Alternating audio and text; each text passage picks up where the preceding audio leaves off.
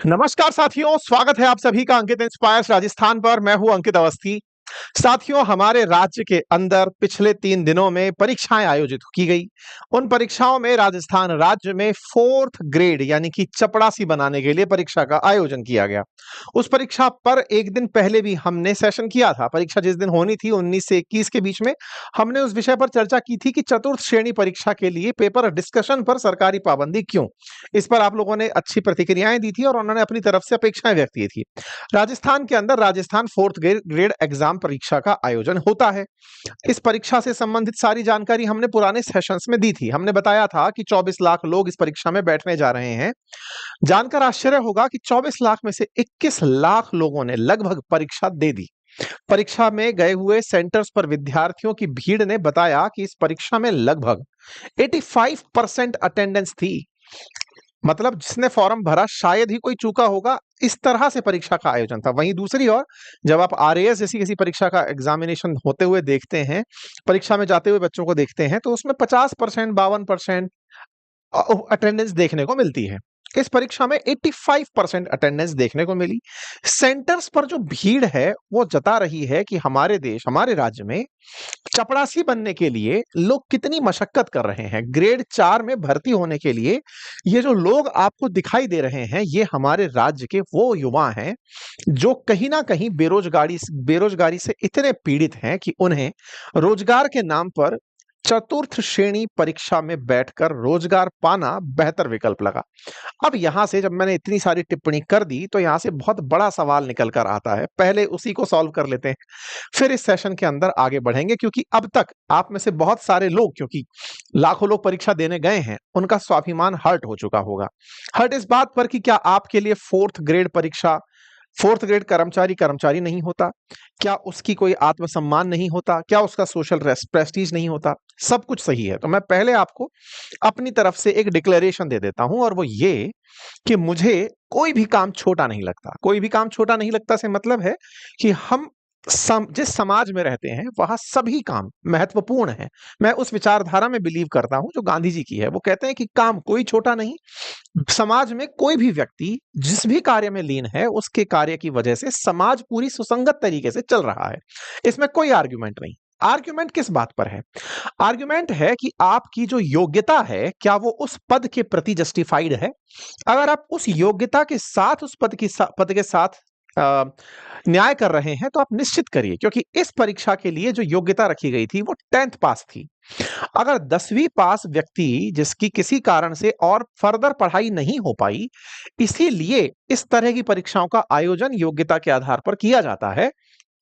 कई बार हमारे समाज के बहुत से ऐसे व्यक्ति होते हैं जो किसी कारणवश अपनी पढ़ाई में ग्रेजुएशन, पोस्ट ग्रेजुएशन किसी अच्छे कॉलेज से नहीं कर पाते, क्योंकि उनकी आर्थिक स्थिति और उनकी योग्यता अनुरूप नहीं होती। लेकिन आपने जो पढ़ाई कर रखी है, अगर वो आपको ग्रेजुएशन लेवल पर, पोस्ट ग्रेजुएशन लेवल पर और तो और रिसर्च लेवल पर योग्य बनाती है, तो ऐसे में आप अपने इस पद के लिए जिसकी परीक्षा देने में उपस्थित थे, आप ओवर क्वालिफाइड थे। अब आप सवाल करेंगे कि सर, अगर ओवर क्वालिफाइड भी थे तो बुराई क्या है? यहां पैसा बहुत मिल रहा है। आज आपको ये भीड़ दिख रही है ट्रेन के आगे, ये जो लाइन लगाकर युवा खड़े हैं, जो कि राज्य के अंदर 53,000 के आसपास जो पद निकले हैं, उन पर अप्लाई करने के लिए परीक्षा केंद्रों पर जाते हुए दिखाई दे रहे हैं। ये लोग कहीं ना कहीं बहुत बड़ा प्रश्न चीख चिल्ला करके समाज के सामने कह रहे हैं, सरकार के सामने कह रहे हैं, हमारी राज्य की व्यवस्था के सामने उठा रहे हैं। कैसे? आप इन हेडलाइंस को पढ़िए। चपड़ासी बनने के लिए किसी व्यक्ति ने एमबीए किया हुआ है या एमएससी किया हुआ है, उसके बावजूद वो चपड़ासी की परीक्षा देने पहुंचा है। बोर्ड के अध्यक्ष कहते हैं कि जिन्होंने आरएएस की प्री परीक्षा पास कर रखी है वो चपड़ासी बनने आए हैं। कोई पटवारी की तैयारी कर रहा है, वो 4th ग्रेड का एग्जाम देने आया है। लगभग ऐसे इतने दावेदार थे कि एक पद पर 46 लोगों ने दावेदारी पेश की थी। कुछ लोगों ने अपने अपनी तरह से कारण बताए कि वो किस तरह से यहाँ पर परीक्षा देने पहुंचे हैं। डेटा बताता है कि 75% इस परीक्षा में उपस्थित हुए लोग ओवर क्वालिफाइड थे। अब आप चपरासी की बात कर रहे हैं, आप सफाई कर्मचारी की विज्ञप्ति उठाकर देख लें, आप पशु परिचर की उठा करके देख लें, वहां पर योग्यता भले ही 10th पास की है।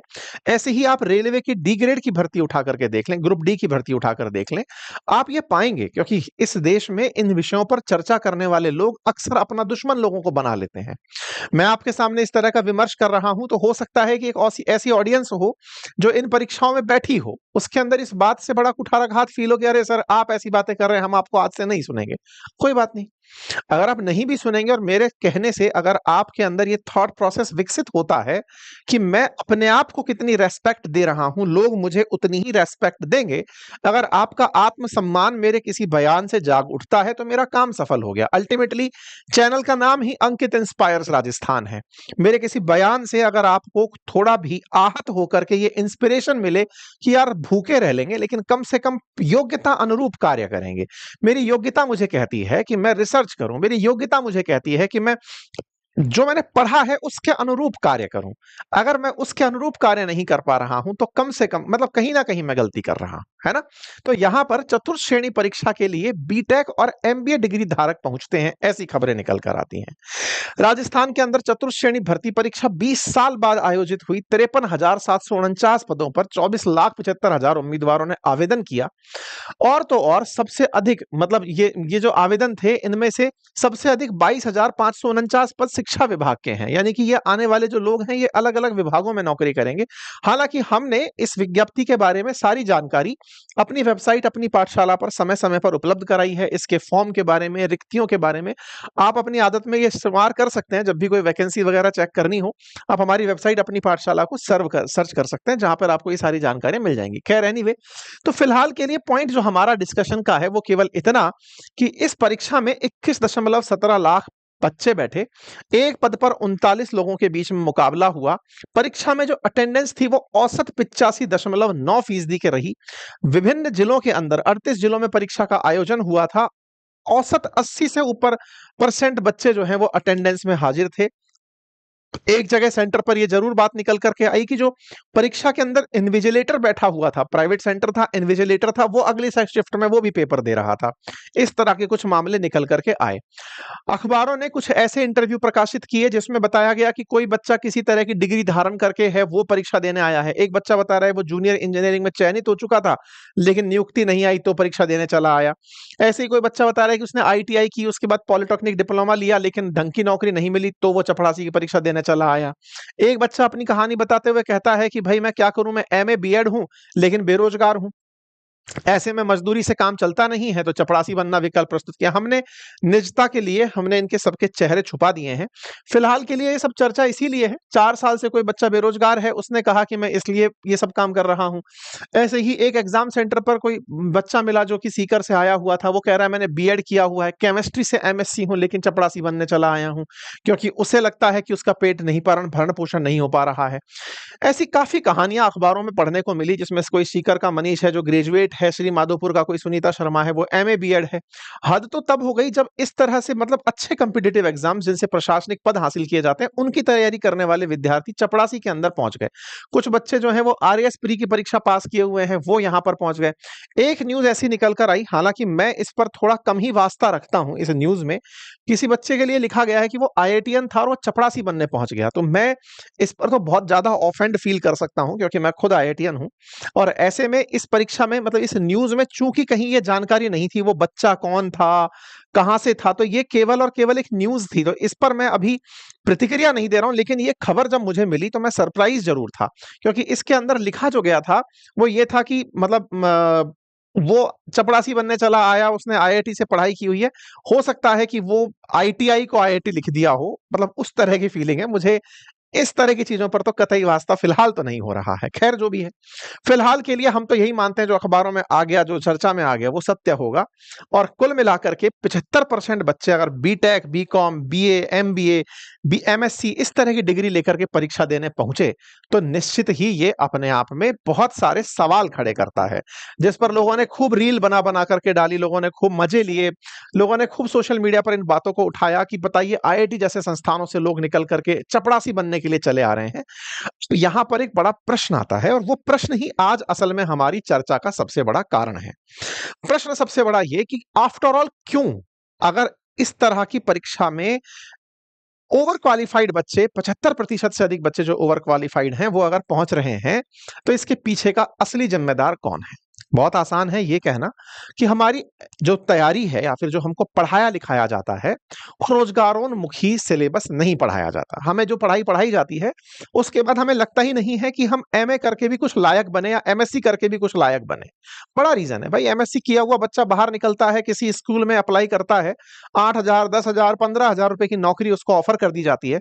वहीं अगर वो चपरासी बनेगा तो उसको कम से कम 25-30,000, 35,000, 40,000 की नौकरी तो सरकार देगी ही देगी, श्योरिटी ऑफ जॉब देगी, जिससे कि वो समाज में रहते हुए, आगे चलते हुए कल को अपने जीवन को एक निश्चितता के साथ तो बिता पाएगा। तो ये बहुत बड़ा कारण हो सकता है कि हाँ साहब, इसलिए क्योंकि यहां पर जॉब सिक्योरिटी है। और कहीं भी तो फेलियर किसका है ये, मतलब इस पूरी कहानी के अंदर अगर हम किरदारों की बात करें, तो सबसे पहला किरदार हमारी शिक्षा पद्धति। शिक्षा पद्धति जिसने ओवर क्वालिफाइड बच्चे तो बना दिए, लेकिन उन बच्चों के पास ये कॉन्फिडेंस ही नहीं है, या फिर कहिए कि उस एजुकेशन से उन्हें रोजगार उत्पन्न करने की क्षमता ही नहीं है। वास्तविकता में मास्टर ऑफ साइंस यानी कि एमएससी किया हुआ बच्चा साइंस में ऐसी क्या मास्टरी हासिल कर रहा है जिससे कि वो किसी इंडस्ट्री के काम आ पाए, जिससे कि वो किसी ऐसे उद्योग धंधे की बुनियाद विकसित कर पाए, कौन से ऐसे शिक्षण संस्थान के साथ जुड़ करके बेहतरीन परफॉर्म कर पाए, कैसे वो रिसर्च में एंट्री कर पाए, ये शायद मिस हो जा रहा है। हमारे लिए भेड़ बकरियों की तरह एजुकेशन में एंट्री लेना और पीजी करके बाहर निकल जाना, ये बिल्कुल वैसे ही है जैसे आपने एक तरफ से रास्ता ज्वाइन किया, दूसरी तरफ बाहर निकल गए, मतलब सोचा उसके बाद जाएगा कि क्या करना है। तो निश्चित ही ये हमारी शिक्षा पद्धति का बहुत बड़ा फेलियर है। लेकिन साहब, हम अगर इसे शिक्षा पद्धति का फेलियर मान ही ले रहे हैं, तो फिर अल्टीमेटली हम बाहर कैसे निकलेंगे? क्योंकि हमने अपने लोकतंत्र में जो सबसे बड़ी कहानी लिखी है वो यही तो है ना, जनता का, जनता के द्वारा, जनता के लिए। तो जनाब, जनता के द्वारा ही ये डिसाइड हो रहा है कि ये शिक्षा पद्धति कैसी हो। जनता खुद ही इसके लिए जिम्मेदार भी है कि उसने ऐसी सरकारों को चुना जो शायद शिक्षा पद्धति पर सक्रिय नहीं थी। उन्हें अवेयर होते हुए इस पर प्रतिक्रिया स्वरूप ये बताना चाहिए था कि साहब, हमें कुछ ऐसे रोजगार उन्मुख कार्यक्रम करवाइए जिससे कि हम खुद का धंधा या खुद से पैसा कमाने योग्य बने। तो पहला तो साहब शिक्षा व्यवस्था और सरकार पर हमने अपना ठीकरा फोड़ दिया। लेकिन क्या हम अपने आप से सवाल नहीं करेंगे? क्या हम अपने आप से ये नहीं पूछेंगे कि हमने आफ्टर ऑल कहां गलती की, जिसकी वजह से हमारे अंदर ये कॉन्फिडेंस भी नहीं कि हम समाज में जिस योग्यता को लिए घूम रहे हैं उसके योग्य काम कर पाए? ये आफ्टर ऑल कैसे विकसित होता है? विकसित होता है जब हमारी सोच में हम जॉब सीकर से जॉब डोनर में कन्वर्ट होते हैं। असल मायने में हम में से बहुत सारे युवा ऐसे हैं जिन्होंने जॉब ढूंढना ही अपनी प्राथमिकता में रखा है, जॉब देना अपनी प्राथमिकता में नहीं रखा। आप पूछेंगे जब खुद के पास ही नहीं है तो जॉब देगा कहां से? बहुत सही। लेकिन साहब, क्या आपने कभी इस तरह से विचार किया कि आप जिस भी समाज के हिस्से हैं, चाहे आप बिल्कुल लोअर मिडिल क्लास से आते हैं, चाहे अपर मिडिल क्लास से आते हैं, चाहे आप निम्न मध्यम वर्गीय, जिस भी स्तर के परिवार से आप आते हैं, हर जगह आवश्यकता है आपके प्रबंधन की, हर जगह आवश्यकता है आपके श्रम की। क्या आपने पढ़ते हुए किसी और एवेन्यू को ट्राई किया क्या? आंसर जानकर आप हैरान रह जाएंगे। राजस्थान में लाइब्रेरियों में पढ़ रहा युवा या फिर राजस्थान के अंदर कॉलेज से निकला हुआ युवा, वो केवल और केवल पढ़ने के बाद नौकरी के लिए एग्जाम देना ही अपनी बात मानता है। उसके अलावा उसने कभी कोई एंटरप्रेन्योरियल काम नहीं किया होता। मेजॉरिटी का यह हाल है। मैं जितने भी छात्रों के बीच रहा हूं, चूंकि खुद छात्र रहा हूं, मैंने ये ऑब्जर्व किया कि उन्हें इंतजार है कि सरकार उन्हें नौकरी दे देगी, और जिन्हें इंतजार नहीं है वो राज्य छोड़ के माइग्रेट कर जाते हैं, चाहे वो गल्फ कंट्रीज में चले जाएं या फिर वो महाराष्ट्र में, गुजरात में, कहीं भी वो जाकर के नौकरी या रोजगार करने चले जाते हैं। हमारे राज्य में रह गया जो युवा है वो इस भरोसे है कि उसे सरकारी नौकरी मिलेगी, और इस चक्कर में 40-40 साल तक की उम्र तक वो बढ़िया से परीक्षा की तैयारी कर रहा होता है। फेल पास सब सेकेंडरी, उसे तो केवल तैयारी करना है, सरकार उसको बिठाए या तो सरकार ही बाहर करते। और हमारी सरकार आज तक तो बढ़ाते बढ़ाते 40 साल तो ओवर एज की लिमिट रखी दी है, और किसी ना किसी तरह से कंपनसेट करके 45-50 भी ले ही जाएगी। यानी पूरा जीवन आपने क्या किया? तो बोले साहब मैंने तैयारी की। अच्छा सर, आप ये बातें कर तो रहे हो, ऑप्शंस क्या हैं हमारे पास? साथियों, आप जितनी भी चीजों से परेशान होते हैं ना पूरे जीवन में, शुरू दिन से होकर के रात्रि तक सोने तक, आप जिन भी चीजों से परेशान होते हैं, वो सब परेशानियां रिजॉल्व करना अपने आप में एक नौकरी के समान है। हालांकि मैं नौकरी पर प्रवचन देने नहीं आया हूं, मैं आपके सामने किस कैपेसिटी में खड़ा हुआ हूं, तो मैं आपको बस कुछ तस्वीरों के माध्यम से यह दिखाना चाहूंगा। ये शायद आप पहचाने मुझे, ये मैं ही हूं। ये जो सितारे लगे हुए, अशोक स्तंभ लगे हुए दिख रहे हैं, ये मैं ही हूं आपके सामने। मैं राजस्थान प्रशासनिक सेवाओं में था। आरएएस में मेरी 235वीं रैंक थी। स्टेट सर्विस में था, आबकारी अधिकारी था। मैंने अपनी नौकरी छोड़ी, उससे पहले भी मैं जिस नौकरी में था वहाँ बढ़िया कमाता था। मैंने अपना पद छोड़ा, आरएएस की नौकरी छोड़ी। आप में से कुछ लोग ये ज़रूर कह सकते हैं कि सर आप खुद अच्छा कमा रहे थे, नौकरी में थे, छोड़ दिया, क्या ही फ़र्क पड़ रहा है, आपके पास और अपॉर्च्युनिटीज़ होंगी। साथियों, ये थॉट का गेम है, असल मायने में सोच का गेम है। आपको लग रहा है कि मैं आपके सामने बोल करके पैसे कमा रहा हूं, मैं इस तरह से बातचीत करके, कोर्सेज निकाल करके, या फिर अपनी बातें करके, व्यूज से, या जिस भी तरीके से पैसे कमा रहा हूं। ये सोच तो सबसे पहले आना जरूरी था ना।